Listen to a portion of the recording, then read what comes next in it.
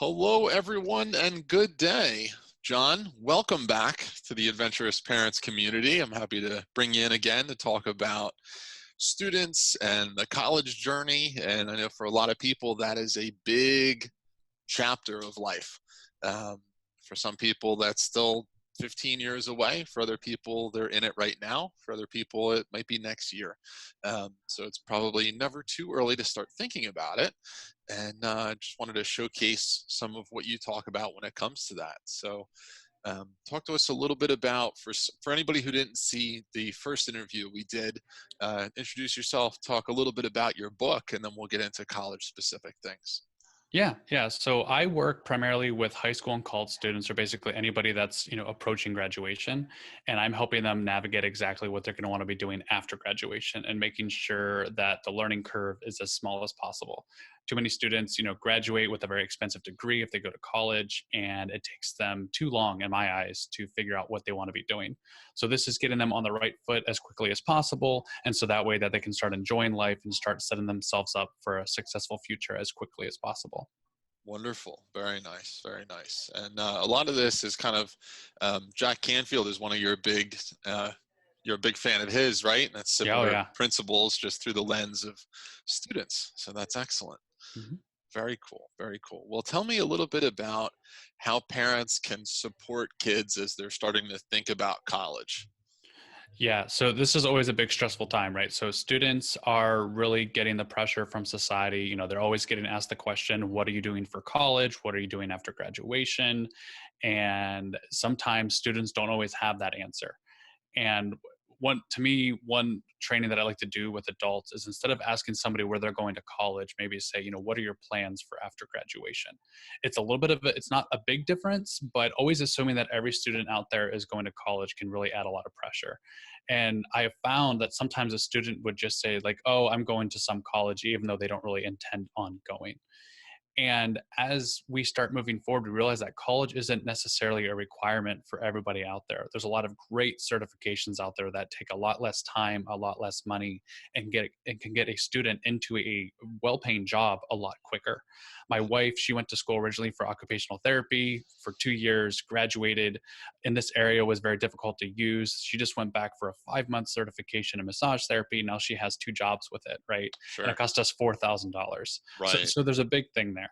And when it comes to supporting your student, you have to realize that as difficult as it is, this is really their main decision. Now, if they want to go to school for underwater basket weaving, like, I don't fully support that decision. But, if they're paying for the college, especially, they're going to be stuck with the bill in the end. But if Right. not, you want to make sure that they're going to be enjoying themselves for, a long time. I'm sure some people listening to this, I know a lot of people that complain, every Sunday as they're preparing to go back to work on Monday. They're hating their jobs after work. They get home from work and they're complaining about their jobs. And for me, I don't want any student to have to experience that. We all have bad days at work, but if you're forced to kind of go down a route that you're not 100% in love with, you're going to be spending the next 5, 10, 15, 20 years, inside of one of those jobs. Right. And we found that if you spend 5 years in a job you don't like, it becomes more and more difficult to leave that job. You're getting enough money. You've increased your PTO days, where you have so many days of vacation. It's hard to get rid of all of these benefits that you've That comfort. Yeah. accumulated, Right. but you still hate going to your job every day. And Right. we spend over 40% when you include traveling to work and spending time, in office or wherever you're at. Like, you spend more time at work than you do sleeping or doing anything else. So, like, why Sure. do you want to spend a majority of your life in a state that you're not enjoying it?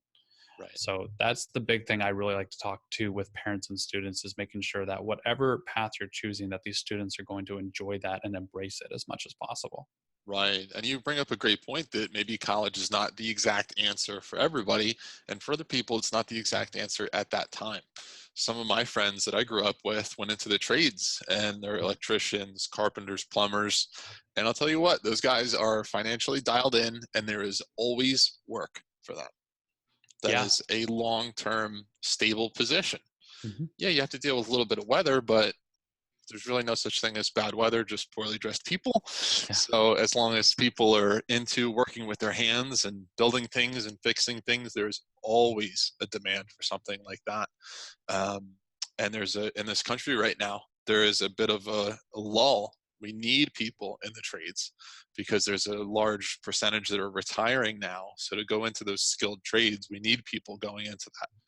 It's like we had that void of education for a while, and now there's a lot of people that are in education, which is great. So that is definitely an avenue. Some people go into the military, but it's wonderful to your approach of talk with them about what they want to do, what are they passionate about, and then try to, all right, what pieces of the puzzle or what tools do we need in the toolbox from there. Yeah. That's excellent. That's excellent. So talk to me a little bit about, beyond the financial end of it, how a parent can support someone who maybe isn't really sure of what's going on. Do you talk about gap years in between? Do you encourage people to travel and see what else is out there outside of their little town, so they can have a little bit of an idea of what the world has to offer before they jump into a degree that if they switch their majors, you and I were just talking about this recently, somebody switches their majors and they add a year or 2 years onto their time in college, that could be 30, 40, 50, $100,000. So this really is an important decision. It's a big decision. And for some people, they need to make that change because they don't want to go down that path of, I'm going to hate what I'm doing. So talk to a little bit about that, how parents can support their students in this kind of pivotal chapter. Yeah, to me, I always like to kind of start at what you want your future lifestyle to look like. And typically that's always going to be filled with success and fulfillment, right? And probably, like you said, a good salary. But sometimes you have to kind of start there and work your way backwards.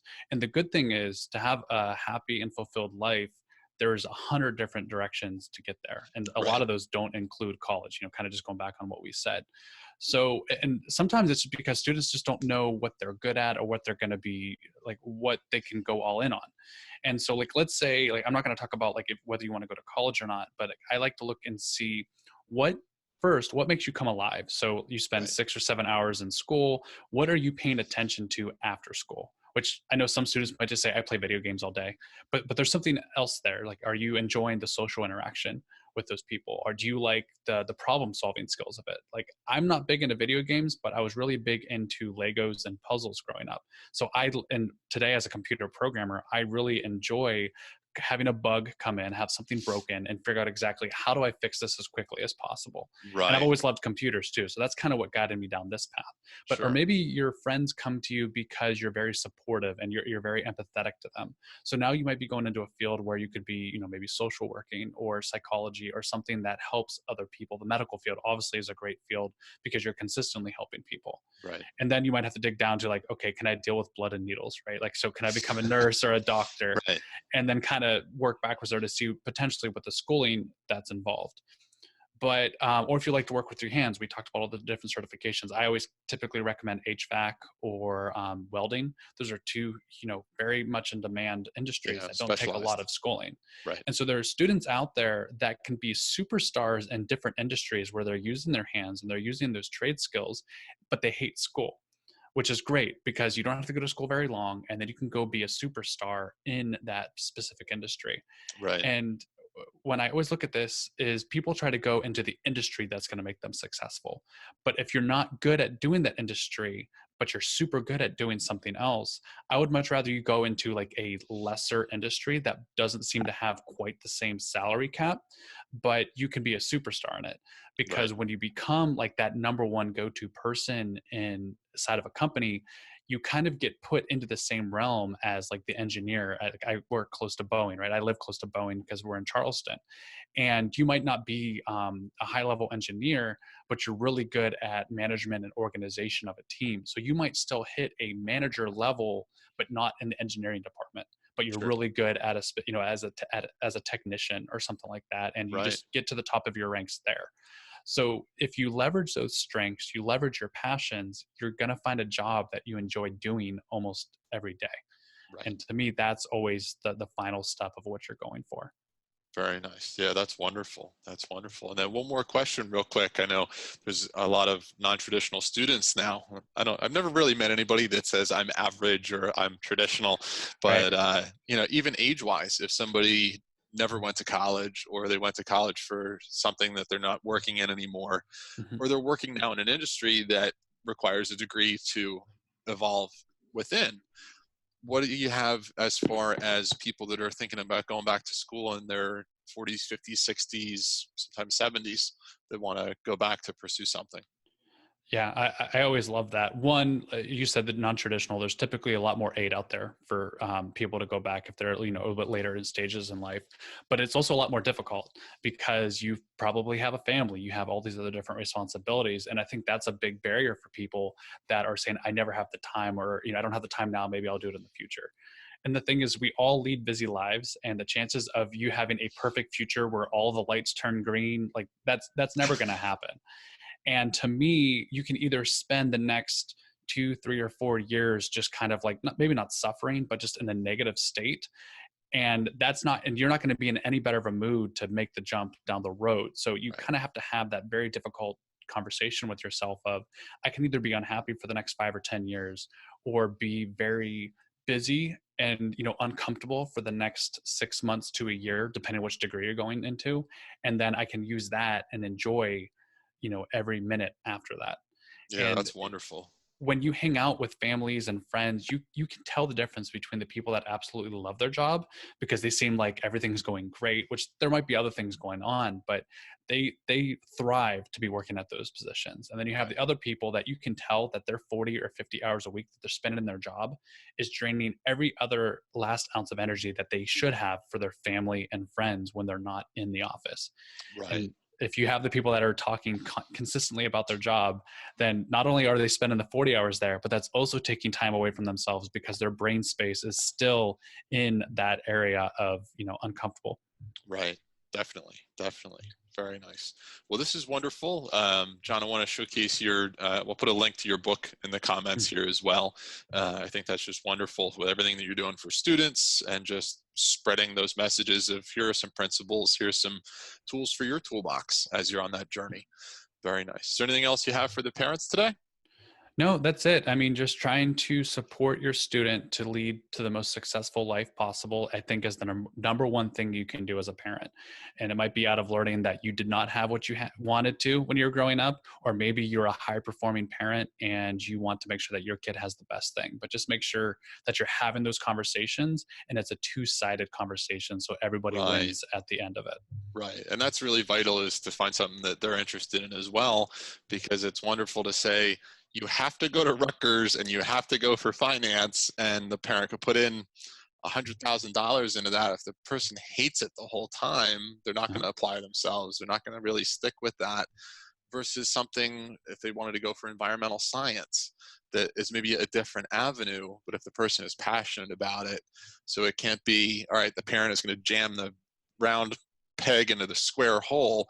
It's, what does the student want? What is the student going to be engaged with? And I think with all the tools, technology, between even something as simple as Google and YouTube, Mhm. there's an incredible amount for continuing education and learning about industries and learning about what are people that are in these jobs talking about. I mean, you told me you're constantly on YouTube problem solving different things and constantly learning and evolving. John and I are in a mastermind together, so it's that ongoing learning in a non-traditional way, where we don't meet in a classroom, we meet on Zoom calls like this. So John, well, thank you very much. I appreciate it. Everybody, the Adventurous parents, have a wonderful day. And John, I think we'll have you in again. Yes, it was great being here. Have a nice day.